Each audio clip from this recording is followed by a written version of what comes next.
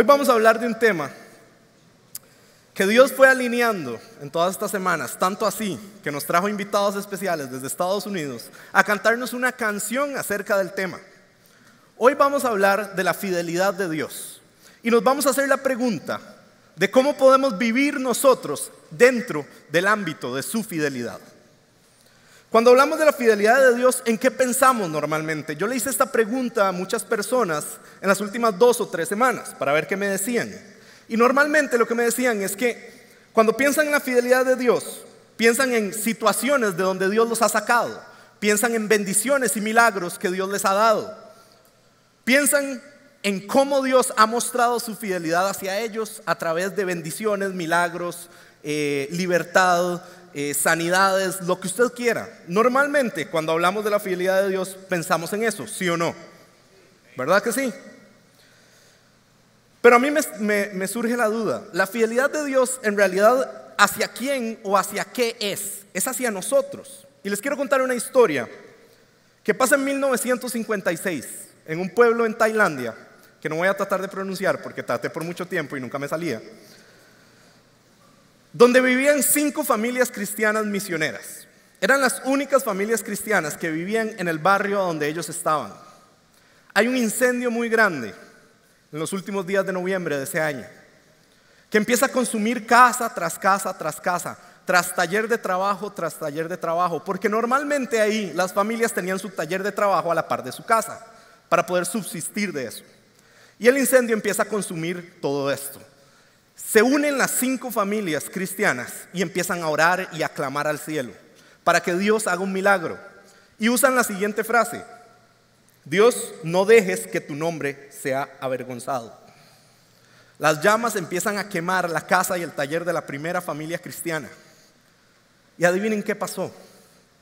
En medio del clamor de su pueblo, el Señor responde. Y las llamas milagrosamente rodean las 5 casas y los 5 talleres de estos cristianos y siguen consumiendo 8 casas más, pero se saltan la de los cristianos. Se apaga el incendio, después de todo llega el magistrado del distrito y la gente está enojada porque dicen: esos cristianos oraron, gritaron aleluya cuando se salvaron ellos, pero mi casa sí se quemó. Y el magistrado les dice: yo los vi a ustedes clamar a sus dioses de budistas, a sus dioses hindúes, y esos dioses no aparecieron, pero el Dios de los cristianos los salvó.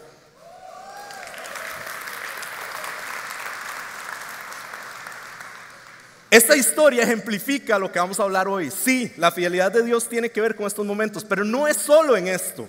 Esto es una parte, es maravillosa, pero va muchísimo más allá de esto.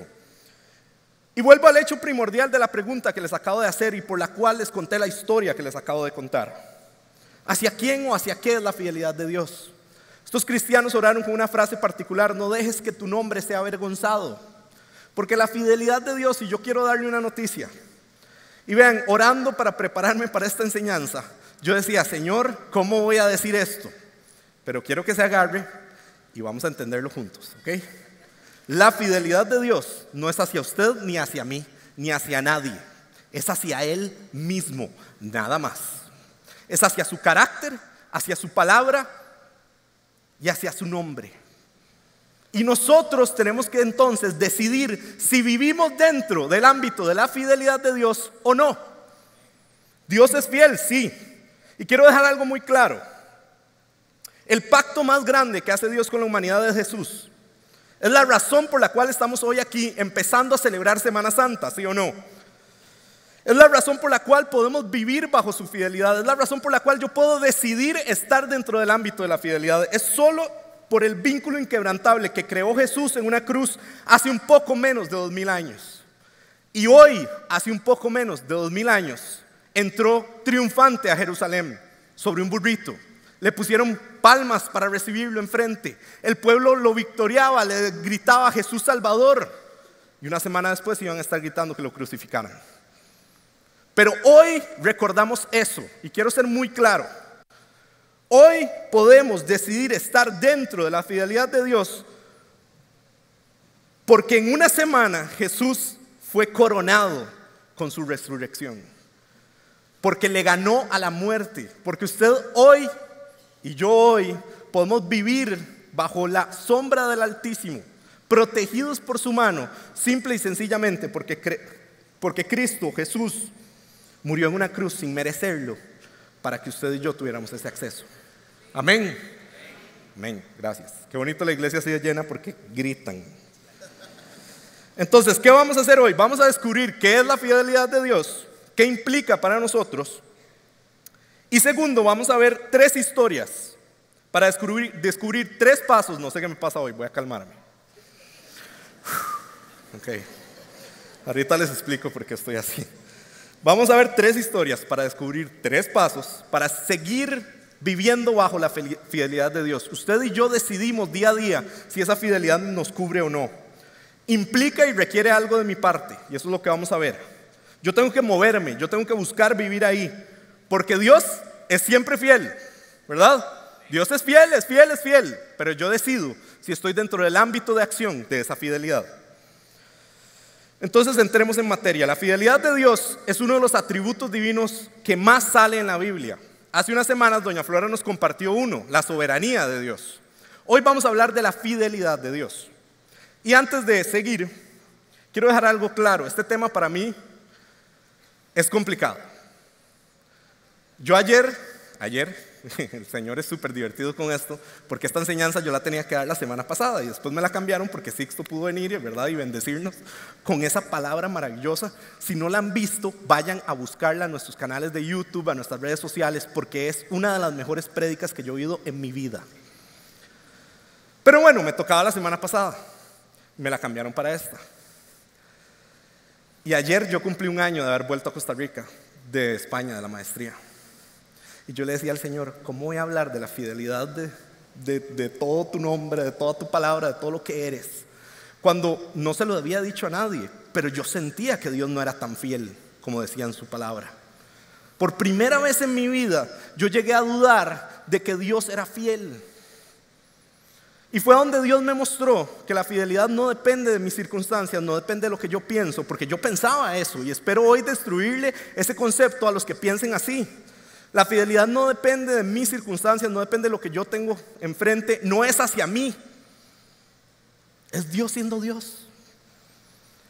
Y esa verdad, y les digo que esta semana, porque yo decía, ¿cómo me voy a subir un día después de haber vuelto hace 1 año, que todavía no tengo la estabilidad financiera que quería, que todavía hay un montón de dudas en mi vida, que todavía hay un montón de cosas sin resolver? ¿Cómo voy a hablar de esto? Y el Señor me dijo, hable. Porque yo tengo algo que decirle a la iglesia y no es con usted. Así que cállese y hable. Yo sé que tiene como ilógico decir eso, pero ustedes entendieron. Y me dijo esto, y ayer orando me lo confirmó. Que Dios sea fiel es un motivo de descanso para nuestras vidas. Si yo hago lo que me toca, Él hará el resto. Aunque yo ahorita no lo vea, no sepa qué es, sienta que es menos fiel que nunca, Él está haciendo. Y me dijo, dígale esto a la iglesia. En medio de todo, yo sigo siendo fiel. Y quiero darles pasos. Y vean, ayer orando, y los que me conocen saben que yo cuando oro como poderosamente, pongo una canción en específico, que es una de Miel San Marcos, que es un grupo demasiado que a mí me encanta, que se llama No hay lugar más alto. ¿Quiénes han oído esa canción? Es poderosa, ¿verdad? Súper poderosa. Entonces yo ayer estaba en mi cuarto a 90 grados centígrados, ¿verdad? Porque como ahora vivo en Alajuela y es casi Semana Santa, vieran el calor. Pero yo creo que era el Espíritu Santo, porque yo salí después de orar. Mi mamá entró a mi cuarto y dijo, ¿por qué aquí está tan caliente? Y yo le dije, el Espíritu Santo, mami. Ahí en medio de esa adoración, orando por este momento, ayer, yo sentí de pies a cabeza una convicción. Y era de que Satanás estaba enojadísimo. Enojadísimo porque tiene a un montón de gente aquí esclava que hoy va a ser libre. Que tiene un montón de gente destruida financieramente y hoy va a empezar su recuperación.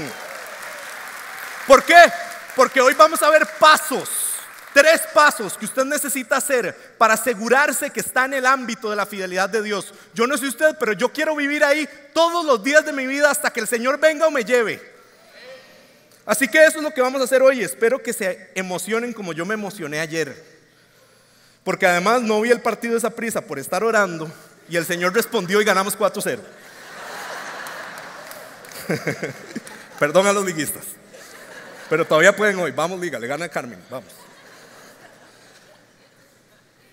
Los atributos de Dios se dividen en dos partes, para ya entrar en materia. Los comunicables y los incomunicables. Los comunicables son los que Dios quiere que emulemos y que copiemos de su carácter. La fidelidad es uno. Dios quiere que usted y yo aprendamos a ser fiel como Él es fiel. Los incomunicables son los que no pueden ser replicados. Por ejemplo, la omnipresencia, la omnisciencia de Dios. Usted no puede estar en el mismo lugar siempre, aunque trate, en todos lados a la vez. No puede saberlo todo, aunque algunos dicen que lo saben, ¿verdad? Pero no pueden. Dios sí quiere que emulemos esta. Sí quiere que se lo comuniquemos al mundo. Por eso se llaman atributos comunicables. La fidelidad de Dios es diferente a una simple lealtad y fidelidad humana. Para nosotros, el ser fiel o leal con algo o alguien implica que ese algo o alguien se lo tiene que ganar, ¿sí o no? Usted es leal y fiel cuando alguien se lo gana. Eso es lo que pensamos como seres humanos, porque usted no es leal y fiel con cualquier persona. Pero Dios es muy diferente. La fidelidad de Dios va mucho más allá de eso. No importa lo que esté pasando, lo que usted esté haciendo, Dios es fiel. Y les voy a leer unos versículos para que vean eso. Hebreos 10:23 dice: mantengámonos firmes sin titubear en la esperanza que afirmamos, porque se puede confiar en que Dios, ¿qué? Cumplirá su promesa. Números 23:19. Y hoy les voy a tirar un montón, vean qué bonito. Dios no es un hombre, por lo tanto, no miente. Él no es humano, por lo tanto, no cambia de parecer. ¿Acaso alguna vez habló sin actuar? ¿Alguna vez prometió sin qué? Sin cumplir. Deuteronomio 4:31. Pues el Señor su Dios es Dios compasivo. Y la iglesia dice amén. No los abandonará, ni los destruirá, ni se olvidará del pacto solemne que hizo con sus antepasados. ¡Qué increíble! ¿Podemos descansar en eso, sí o no? ¿Podemos gritar que Dios es fiel a los cuatro vientos, sí o no? Salmo 18:30. El camino de Dios es perfecto. Todas las promesas del Señor demuestran ser verdaderas. Él es escudo para todos los que buscan su protección. Dios es fiel. Si usted no sabía, Dios es fiel. Si usted creía que por sus circunstancias usted hacía que Dios dejara de ser fiel, no es cierto. Les quiero decir algo. Sí, Dios es fiel, es muy grande, es maravillosa su fidelidad. Pero es, como lo dije al principio, no hacia nosotros, es hacia Él mismo, hacia su carácter, hacia su nombre y hacia su palabra. Y vamos a ver por qué. Deuteronomio 7:9-12 dice: reconoce por lo tanto que el Señor tu Dios es verdaderamente Dios. O sea, el que es Dios, verdaderamente Dios, es esto. Él es Dios, otra vez porque no los oía a todos. Él es Dios fiel, quien cumple su pacto por 1000 generaciones y derrama su amor inagotable sobre los que lo aman y obedecen sus mandatos. Y paremos ahí un segundo. ¿Sobre quién está la fidelidad de Dios? Si no los oí, pero está bien. Sobre los que lo aman y obedecen sus mandatos. O sea, hay un requerimiento, ¿o no? No soy yo, es la Biblia. Agárrese con el Señor. Y vean que se pone peor. Versículo 10. Pero no duda en castigar ni en destruir a los que lo rechazan. Por lo tanto, obedece todos los mandatos, los decretos y las ordenanzas que te entrego hoy. Si prestas atención a estas ordenanzas y las obedeces entonces, igual que Dios es fiel, Él quiere que nosotros seamos fieles. El Señor tu Dios cumplirá su pacto de amor inagotable contigo, tal como lo prometió mediante el juramento que les hizo a tus antepasados. Ese juramento es el que cumple su pacto por 1000 generaciones y derrama su amor inagotable. Yo quiero eso en mi vida. Y esto nos da dos implicaciones para nosotros directamente. Como no nos merecemos ni una pizca de la fidelidad de Dios y Él aún decidió dárnosla, no hay nada que usted pueda hacer para que Dios deje de ser fiel. Descanse en esa verdad. Nada de lo que usted haga hace que Dios deje de ser fiel. Nada. Repítaselo una y otra vez. Porque si alguien le dijo que era lo contrario, le mintieron. Dios es fiel porque es fiel, punto. Pero también está la contraparte. Si mis decisiones y mi forma de ser están contrapuestas con el carácter, con el nombre y con la palabra del Señor, adivinen qué pasa con la fidelidad de Dios. No me cubre a mí. Yo decido si estoy adentro o si estoy afuera. Yo decido si acepto o no acepto. ¿Me siguen hasta aquí? Sí, me estoy dando a entender. La fidelidad de Dios es a la vez independiente totalmente de mis acciones y dependiente del ámbito donde yo dejo que me cubra o no. Lo voy a repetir nuevamente y lo tienen en la pantalla. La fidelidad de Dios es a la vez independiente totalmente de mis acciones y a la vez dependiente del ámbito donde yo dejo que me cubra o no. Dios no se puede contradecir a sí mismo, entonces por bendecirnos a nosotros y ser fiel con nosotros, no va a dejar de ser santo, no va a dejar de ser justo. Por ejemplo, si usted está en pecado y usted pide que Dios lo salve de algo específico, adivine qué va a pasar. No va a pasar. Yo lo hacía con la restricción. Cuando yo vivía en Sabanilla y tenía que ir a Pavas todos los días y tenía restricción los viernes, yo salía los viernes, igual a la misma hora de siempre, ¿verdad? Al principio me iba a dar la vuelta y al final no. Y oraba, Señor, como tú eres fiel, ciega los tráficos. Y yo creía que el Señor hacía, ay, qué bueno, Rodolfo, claro que te voy a ayudar, hijo, porque sé que vas para trabajar, entonces vas al trabajo, entonces vas a trabajar, entonces vas a dar mucho y vas a fructificar y entonces te voy a bendecir así. ¡No! Dios no funciona así. En medio de eso, nunca me atraparon. No sé por qué, porque no fue Dios. ¿Ok? Pero usted en medio de un pecado no puede pedir que Dios sea fiel, porque Dios es santo y es justo también. Y no es, y quiero dejar esto muy claro, no es que usted se equivoque y peque de vez en cuando, no. Todos pecamos y nos equivocamos de vez en cuando. Yo me equivoqué ahora cuando me bajé del carro y le hablé un poco feo a mi mamá, que le pido perdón desde aquí, ¿verdad? Pero eso no me hace estar fuera del ámbito de la fidelidad de Dios. Lo que me haría sería estar pecando constantemente sin remordimiento, que ya no me duela, que ya haya un callo de que no me importa pecar, de que no haya arrepentimiento genuino en mi vida. Entonces, la fidelidad de Dios es grande, es inmensa, se renueva todos los días para su vida, pero requiere algo de mí para yo mantenerme ahí. Y el primer paso que vamos a ver, nos tenemos que remontar al principio de la historia con un personaje que a todos nos encanta, que se llama Noé. Para los que no saben rápidamente, Noé es el del arca, ¿verdad? Que construye un arca, Dios inunda la tierra, destruye a toda la humanidad excepto a Noé, su familia y las esposas de sus hijos y los animalitos de 2 en 2. Los unicornios existían, nada más que no lograron montarse al barco. Ese es para Mafu, el chiste. Y después de todo esto, quiero leerles el pasaje que vamos a leer. ¿Por qué? Porque con Noé cambia algo, empieza una nueva era para la humanidad. Génesis 9, 1 al 2 dice: Después Dios bendijo a Noé y a sus hijos y les dijo: sean fructíferos y multiplíquense, llenen la tierra. Todos los animales de la tierra, todas las aves del cielo, todos los animales pequeños que corren por el suelo y todos los peces del mar tendrán temor y temor de ustedes. Yo los he puesto bajo su autoridad. Versículo 7. Ahora sean fructíferos y multiplíquense otra vez y vuelvan a poblar la tierra. Entonces Dios dijo a Noé y sus hijos: ahora mismo yo confirmo mi pacto con ustedes y con sus descendientes y con todos los animales que estuvieron en la barca con ustedes, las aves, los animales domésticos y todos los animales salvajes, con toda criatura viviente sobre la tierra. Sí, yo confirmo mi pacto con ustedes. Nunca más las aguas de un diluvio matarán a todas las criaturas vivientes. Nunca más un diluvio destruirá la tierra. Dios ancla a su fidelidad la preservación de la raza humana. Usted y yo no vamos a ser destruidos por Dios, aunque a veces no lo merecemos, ¿verdad? Y a veces alguien grita ouch por ahí, pero bueno, gracias. Nunca más, porque Dios ancló a su fidelidad la preservación de nuestra vida. Y eso es causa infinita de misericordia y darle gracias a Él, porque es impresionante esto. Pero Dios quiere algo de nosotros. Y aquí está el primer paso: multiplíquense y fructifiquen. Dice lo que leímos 2 veces. ¿Y qué quiere decir esto? Antes de que alguien se vuelva loco con esto, ¿verdad? Vamos a enmarcarlo. En el original, Esta palabra, ¿qué implica? Implica multiplicar, crecer, cosechar, ver en abundancia, aumentar, prosperar, hacer grande, prolongar, continuar, florecer.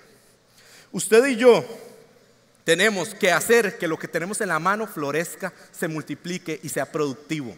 Eso es lo que Dios quiere, eso es lo primero que Dios quiere. Para que su vida sea vivida al máximo y bajo la fidelidad de Dios, usted tiene que salir de estas 4 paredes y dar lo mejor de sí en cada circunstancia. ¿Ok? Nadie quiere hacerlo. Usted y yo tenemos que multiplicarnos y fructificar. Y esto no significa que todo nos va a salir bien de ahora en adelante. Simple y sencillamente significa que yo estoy obligado a hacer lo mejor siempre. Ser el mejor empleado, ser el mejor conductor del carro, aunque se nos atraviese todo el mundo, ser el mejor salmista, ser el mejor pastor, ser el mejor administrador, ser el mejor en lo que usted haga día a día. Y eso implica también la familia, por si acaso, ser el mejor esposo, ser la mejor esposa, ser el mejor padre, ser el mejor hijo. Todo eso implica. Ese es el paso 1. Ese es el paso 1 que Dios quiere que sepamos hoy. Y hay otras cosas, y vamos a seguir adelante. Éxodo 14, 13 al 14 dice: pero Moisés les dijo: no tengan miedo, solo quédense quietos y observen cómo el Señor los rescatará hoy. Esos egipcios que ahora ven, jamás volverán a verlos. El Señor mismo peleará por ustedes. Solo quédense tranquilos. Dios nos ha llevado a donde estamos, cada uno de nosotros, por algo. Usted está viviendo lo que está viviendo hoy en su vida por algo. No crea que es por las circunstancias que le jugaron una mala pasada, no es por sus decisiones erróneas, no es nada de esto. Es porque Dios lo está preparando para algo. No importa lo que lo haya llevado aquí, Dios va a usar esta circunstancia, Dios va a usar esto que usted está aprendiendo aquí para que usted se pueda fructificar y multiplicar. ¿Sí o no? Usted está aquí hoy por algo. Métase eso en su cabeza y repítaselo día a día. Sea bueno, sea malo, sea espectacular o horrible, sea lo que sea, el consejo de Moisés aquí aplica hoy igual que aplicó para los israelitas. Habían visto milagros el pueblo de Israel hasta aquí. Ya los había sacado de Egipto. Habían visto las 10 plagas sobre Egipto, ¿verdad? Ya el faraón los había dejado irse. Estaban huyendo del faraón. El faraón se arrepiente y los empieza a perseguir. Y llegan al Mar Rojo. ¿Y qué hacen? Empiezan a querer volver a Egipto. Mienten y dicen: nunca quisimos salir de allá. Te dijimos, Moisés, déjanos en paz. Que es mentira. Le gritaban y le clamaban ¿para qué? Para ser libres. Y ahora, porque tienen un obstáculo, el primero que se les pone enfrente, que sí, era un mar, estamos de acuerdo, pero era el primer obstáculo que tenían enfrente. Mienten y quieren volver atrás. Y yo digo, qué impresionante. Y aún en medio de eso, ¿saben qué? Dios es fiel. Porque en el 15 y el 18 de Éxodo 14 dice: luego el Señor le dijo a Moisés: ¿por qué clamas a mí? Dile al pueblo que ¿qué? Que se ponga en marcha. Toma tu vara y extiende la mano sobre el mar, divide las aguas para que los israelitas puedan pasar por en medio del mar pisando tierra seca. Yo endureceré el corazón de los egipcios y se lanzarán contra los israelitas. La grandeza de mi gloria se manifestará por medio del faraón y de su ejército, sus carros de guerra y sus conductores. Cuando mi gloria se exhiba por medio de ellos, todo Egipto verá mi gloria y sabrán que yo soy el Señor. La fidelidad de Dios aquí no es hacia el pueblo, porque si fuera por el pueblo, Dios los hubiera dejado ahogarse a ellos ahí. Porque en la primera ya están dudando, en la primera mienten delante del Señor. O sea, es que para mí es impresionante esto. Pero la fidelidad de Dios es hacia Él mismo aquí. ¿Para qué? Para que todos vean su gloria, dice el pasaje. Pero había uno en medio del pueblo que sí creía y se llamaba Moisés. Y yo lo voy a retar a usted, a que usted y yo empecemos a hacer ese uno en medio de todo. Porque si bien es cierto, Dios no puede bendecir en medio del pecado. Si una persona se levanta en medio de ese pecado y empieza a clamar al Señor y empieza a mantenerse puro, santo y perfecto delante de Él, el Señor va a hacer. Así que seamos ese uno que transforma primero su casa, después su barrio, después su empresa y después este país entero. Porque vamos a ser como Moisés, porque vamos a ser ese uno. La fidelidad de Dios es más grande que el pecado de cualquiera y su fidelidad puede cubrir ese pecado gracias a la sangre de Jesucristo en una cruz. Y por eso empezamos hablando del pacto, porque nada de esto sería posible si no fuera por eso. En este caso Moisés se mantuvo firme en todo. ¿Y qué es lo que lo mantiene firme? Y es el paso número 2 al que quiero llegar. Para mantenerme en el ámbito de la fidelidad de Dios, tengo que mantenerme firme en servicio. Usted y yo tenemos que aprender a ser fieles con el servicio. ¿Y por qué sé que eso es así? Porque Moisés levanta la vara y abre el mar. La vara, o sea, el palo de madera que tenía Moisés, representaba el servicio y el propósito de Dios para Moisés, para la glorificación del reino, para la expansión del reino. Era su servicio. Entonces, ¿cuál es el paso número 2? Mantenerme fiel en servicio, aunque no tenga sentido. Porque aquí a Moisés le dicen, ponga la vara en un mar, pero no le dicen qué va a pasar. Y el mar se abre.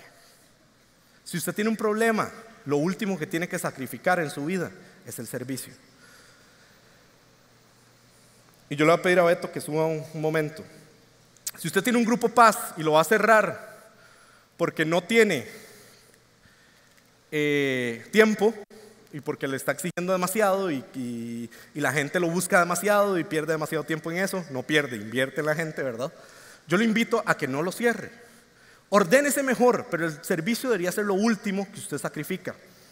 Si usted viene aquí los fines de semana y empieza a servir y le dicen, no, también tenés que venir a otra reunión dentro de semana para entrenarte, y decís que no por eso, el Señor no va a cubrirlo con su fidelidad, o va a ser más difícil que su fidelidad lo alcance a usted.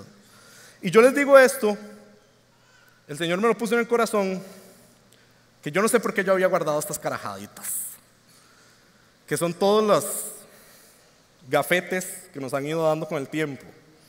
Todos son míos, para que vean que yo en medio de todo siempre me he mantenido sirviendo, excepto el año que no estuve aquí, ¿verdad? Porque no podía. ¿Quién se acuerda de este gafete? Somos muy pocos. Este gafete fue el primer gafete de anfitriones, servidores, porque todos hacíamos todo en esa época, ¿verdad? Que se nos dio cuando nuestro pastor asumió el pastorado ya tiempo completo. Yo todavía lo tengo, porque yo serví en esa época. Yo me mantuve firme sirviendo en esta iglesia desde ese momento. Y así vamos pasando los momentos. Después va el gigante, porque don Ale quería que nos vieran, porque es gigante. Yo no sé por qué, pero es gigante, pero esa era la razón. O sea, vean el tamaño de esto, ¿verdad? Y tiene mi cara ahí, por si no me vieron mi cara aquí. Pero esta fue otra etapa, a donde empiezan a existir lo que vemos hoy en día. Aquí atrás viene la misión, la visión y los pilares estratégicos, cuando ni siquiera los habíamos definido bien: creer, pertenecer, ser y edificar. Después pasa al que ya se definieron bien, atrás están definidos, es igual de grande. Este no tiene foto porque creo que nunca me la tomé. Después pasamos a estos, que ya estábamos aquí, ¿verdad? Con la tira diferente. Y hoy en día el que sirve tiene un gafete así, o de otros colores dependiendo de lo que hagan. Yo no sé ustedes, pero yo hasta el día de ayer no sabía por qué había guardado todo esto. Y hoy entiendo que es porque yo me estoy recordando a mí mismo que en medio de mi servicio Dios fue fiel. Cuando yo no tenía cómo llegar aquí para venir a servir, yo veía a ver qué hacía para llegar. Cuando teníamos la casona en Freses, cuando era allá en Freses y teníamos que ir a Plaza del Sol a comprar la comida para cocinar, yo me iba con 27 bolsas del automercado caminando de Plaza del Sol a la casa de Freses, orando todo el camino para que no me asaltaran, porque se quedaban sin comida y porque me quedaba sin plata también. ¿Por qué les cuento esto? Porque yo no quiero que usted crea que yo estoy aquí porque sí, nada más. Yo amo esta iglesia y yo amo servir en esta iglesia. Y a pesar de cualquier cosa, yo le voy a pedir a usted que nunca, nunca, nunca deje de servir. Y si usted no está sirviendo, acérquese. Porque hoy en día tenemos un proceso de servidores donde usted va a aprender como nunca antes ha aprendido en su vida. Y lo último de este paso, para ya ir terminando este paso, que es lo que a mí me impacta demasiado. Cuando Dios nos saca de algo, tenemos que dejar de anhelar el pasado, como el pueblo lo hizo acá, porque si no la fidelidad nunca los hubiera alcanzado. Seamos ese uno que no vuelve a ver atrás, porque volver a ver atrás es una señal de derrota. Si vemos hacia atrás, no es que no recordemos o nos olvidemos de dónde venimos, no. Es que no nos atraiga el volver a donde Dios nos sacó, de donde Dios nos sacó, que todas esas cosas ya no importen, que no sean atractivas para nosotros. Y en medio de eso, el Señor va a pelear por mí y por usted. Gana la batalla y lo mejor de todo es lo que leímos en este versículo. Nunca más veré al egipcio que me persigue. Y Dios me dijo que hiciéramos esta dinámica. Póngale nombre a ese egipcio. Hoy póngale nombre a ese egipcio. Enfermedad, quiebra, familia destruida, falta de paz, esclavitud financiera, pecado recurrente, deseos pecaminosos, anhelos erróneos, lo que sea. Yo le voy a pedir a usted que en su mente le ponga nombre. Y haga como Moisés hizo acá. Vuelva a verlos una última vez. Agarre su vara, su servicio y dígale: nunca más te volveré a ver. Nunca más a esa enfermedad. Nunca más a la falta de paz, nunca más al quebrantamiento de mi familia, nunca más. Mi fidelidad hacia Él en servicio es el segundo paso. Y el último, que es un paso rápido y con esto vamos a ir terminando, nos tenemos que pasar a un personaje del cual no hablamos siempre. Génesis 14, 17 al 20 dice: después de que Abraham regresó de su victoria sobre el rey Kedorlaomer y todos sus aliados, el rey de Sodoma salió a encontrarse con él en el valle de Sabé, que es el valle del rey. Y Melquisedec, rey de Salem y sacerdote del Dios Altísimo, le llevó pan y vino a Abraham. Melquisedec bendijo a Abraham con la siguiente bendición: bendito seas, Abraham, por Dios Altísimo, creador de los cielos y la tierra, y bendito sea Dios Altísimo, que derrotó a tus enemigos por ti. Luego Abraham dio a Melquisedec una 10ª parte de todos los bienes que había recuperado. Aquí Abraham está en la etapa de afianzar lo que necesita para establecerse en la tierra que Dios le dio. Está trabajando hacia eso. Es decir, ya vive bajo los dos principios que vimos. Ya sabe que tiene que servirle a Él para mantenerse fiel. Y ahora lo que está haciendo es volviendo de una batalla precisamente de servicio. Fue a pelear por su primo Lot, que lo habían secuestrado, y gana. Dios lo bendice en medio de eso. Y llega donde Melquisedec, sacerdote como ningún otro sacerdote en la Biblia, dice la palabra. Y esto es antes de Moisés, antes de que existiera el sacerdocio como sí, antes de todo, antes de la ley. Y en el medio de la nada, porque ni siquiera nos dice la Biblia dónde estaban, nunca más volvemos a saber de Melquisedec. Nunca más, hasta que llegamos al Nuevo Testamento. Y en Hebreos 7, 1 al 4 dice lo siguiente: este Melquisedec fue rey de la ciudad de Salem y también sacerdote del Dios Altísimo. Cuando Abraham regresaba triunfante de una gran batalla contra los reyes, Melquisedec salió a su encuentro y lo bendijo. Después Abraham tomó la 10ª parte de todo lo que había capturado en la batalla y se la dio a Melquisedec. El nombre Melquisedec significa rey de justicia y rey de Salem significa rey de paz. No hay registro de su padre, ni de su madre, ni de ninguno de sus antepasados. No hay principio ni fin de su vida. A semejanza del Hijo de Dios, sigue siendo sacerdote para siempre. Consideren entonces la grandeza de este Melquisedec. Incluso Abraham, el gran patriarca de Israel, reconoció esto al entregarle la 10ª parte de lo que había capturado en la batalla. Ahora, muchos creen, y me incluyo en esa lista, que Melquisedec es una cristofanía, es decir, una aparición de Jesucristo en el Antiguo Testamento, antes de que viniera a encarnarse. Y para mí eso es súper importante en este pasaje, porque Hebreos es claro, no tiene ni madre ni padre, y es como nuestro Señor dice, es sacerdote para siempre. Y lo único que hizo fue ¿qué recibió Melquisedec de parte de Abraham? El diezmo. Quiero que todos lo griten. ¿Qué recibió Melquisedec de Abraham? El diezmo. A muchos no les gusta hablar de este tema, y no vamos a entrar en profundidad. Pero vamos a decir lo que nos compete, porque este es el último paso para vivir bajo la fidelidad de Dios. Diezmar, para mostrar la verdadera intención de nuestros corazones.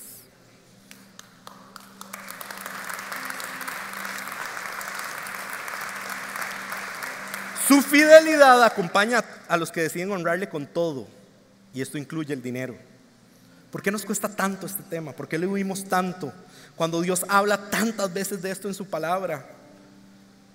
Y solo hay una razón: porque nos da miedo darnos cuenta que nuestro corazón no es de Dios. Nos da miedo darnos cuenta que la intención verdadera de mi corazón no está alineada a la de mi Padre. Porque anhelo cosas terrenales, anhelo más el dinero que las cosas celestiales y divinas. El último paso no tiene que ver en sí con tu dinero y tu diezmo, tiene que ver con tu corazón.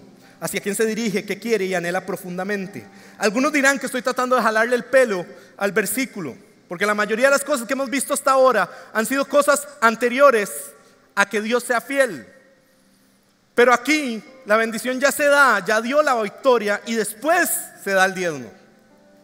Y yo creo que es a propósito, porque el orden aquí se importa.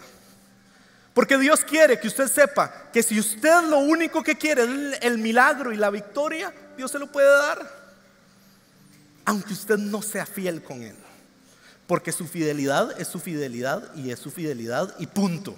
Porque es inmensa, porque es grandiosa, porque lo cubre a usted en momentos cuando a Él le da la gana, sí o no. Pero yo no sé ustedes, yo quiero más que eso. Yo quiero vivir bajo la fidelidad de Dios todos los días de mi vida. Nuestras acciones no hacen que merezcamos la fidelidad de Dios, pero sí hacen que nos mantengamos dentro del ámbito de donde actúa esa fidelidad. Su diezmo no compra el milagro ni nada del Señor. Y quiero dejar eso muy, muy claro. Pero sí muestra la intención de su corazón. Sí muestra dónde usted está poniendo sus ojos. Si lo que querés es la victoria sencilla, dale, tranquilo.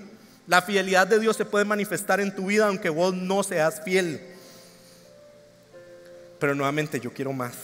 Yo quiero vivir bajo la sombra del Altísimo. Yo quiero saber que en todo lo que hago lo honro y que Él me va a honrar de vuelta. Yo quiero saber que vivo cada día de mi vida bajo la fidelidad de Dios. Y yo le voy a preguntar a ustedes, ¿quieren eso también? ¿Quieren estar tranquilos como Moisés en el Mar Rojo? Porque dice la palabra que él estaba tranquilo en medio de la tempestad. Él se mantuvo ahí, fue ese uno. ¿Queremos eso? ¿Queremos ser como Noé y ser felices y prosperar en la tierra que nos ha dado el Señor? Queremos vivir en paz con mi corazón, dándole gracias a Él de que sé que mi corazón está enfocado en Él, porque le doy el diezmo. Porque le muestro con mi dinero también, no solo mi tiempo, no solo mi servicio, que soy de Él. Dios es fiel, Dios es fiel, Dios es fiel. Su fidelidad es grande, inmensa, increíble. Dios es muy fiel. Descansemos en esa verdad y busquemos estar ahí. Y en resumen, la fidelidad de Dios te puede alcanzar sin hacer nada. Pero podemos hacer 3 cosas para mantenernos ahí. ¿Cuál era la primera? Resumen, así rápido: fructificar y multiplicar. Lo tenemos que hacer lo mejor que podemos con las cosas que tenemos en nuestras manos. El 2, tenemos que mantenernos fieles en servicio hacia Él. Y el 3, tenemos que diezmar para mostrar nuestro corazón. Y la iglesia dice amén, en especial con el último. Y vamos a terminar. Yo le voy a pedir que usted cierre sus ojos. Hoy es un día especial porque hoy vamos a celebrar la Santa Cena del Señor. Y yo quiero terminar esta enseñanza leyendo un texto sobre su vida. Porque la Santa Cena es un recordatorio de que Jesús murió en una cruz por nosotros y que resucitó, y gracias a eso la muerte no nos puede tocar. Somos coherederos de la promesa, dice la palabra. Y yo le voy a pedir que cierre sus ojos. Somos coherederos de la promesa. Eso implica que todo lo que es de Cristo es para mí también. Y yo le voy a leer un salmo que David escribió 700 años antes de que Jesús naciera. Pero este salmo es de Jesús. Es para Jesús. David lo escribió para Él. Y mientras yo lo voy leyendo y oramos, los servidores van a pasar a darles los elementos de la Santa Cena. Yo le voy a pedir que usted se mantenga con sus ojos cerrados y cuando ya llega el servidor, agarre los elementos de la cena. Porque yo voy a leer este salmo 2 veces y probablemente lo van a interrumpir en alguna de estas 2 veces, y por eso lo vamos a leer 2 veces. Pero es importante que hagamos esta declaración con los elementos en la mano. Entonces le voy a pedir a los servidores, cuando se terminen de poner, que pasen, por favor. Cierren sus ojos y hagan esta palabra suya. Es el Salmo 110. Y se lo digo para que después usted vaya, lo busque, lo imprima y lo coloque donde quiera. Para que todos los días de su vida recuerde que usted vive en la fidelidad de Dios. Simple y sencillamente porque usted decide estar ahí. Y porque Él es fiel, es fiel, es fiel. Y siempre su fidelidad va a seguir siendo así. No importa lo que hagamos. Le voy leyendo el Salmo. Y le voy a pedir que lo haga suyo. Apropiese de estas palabras. Salmo 110 dice: el Señor le dijo a mi Señor, es a Jesús: siéntate en el lugar de honor a mi derecha, hasta que humille a tus enemigos y los ponga por debajo de tus pies. Y hoy el Señor se lo dice a usted: sus enemigos van a ser avergonzados y van a estar debajo de sus pies. El Señor extenderá tu poderoso reino desde Jerusalén y gobernarás a tus enemigos. Cuando vayas a la guerra, tu pueblo te servirá por voluntad propia. Usted no va a ir solo cuando pelee. Usted tiene una familia que lo ama y está aquí hoy. Así que usted no está solo y no está sola. Estás envuelto en vestiduras santas y tu fuerza se renovará cada día como el rocío de la mañana. Si hoy usted está cansado, haga esto suyo. El Señor ha hecho un juramento y no romperá su promesa. Tú eres sacerdote para siempre según el orden de Melquisedec. El Señor está a tu derecha para protegerte. Derribará a muchos reyes cuando estalle su enojo. Castigará a las naciones y llenará de cadáveres sus territorios. Destrozará cabezas por toda la tierra. Pero Él, ustedes, se refrescarán en los arroyos junto al camino. Saldrán vencedores. Esperamos que esta enseñanza haya sido de gran bendición para tu vida. Si te gustó este mensaje, puedes suscribirte a nuestro canal y también seguirnos en redes sociales. Nos vemos en la Comu.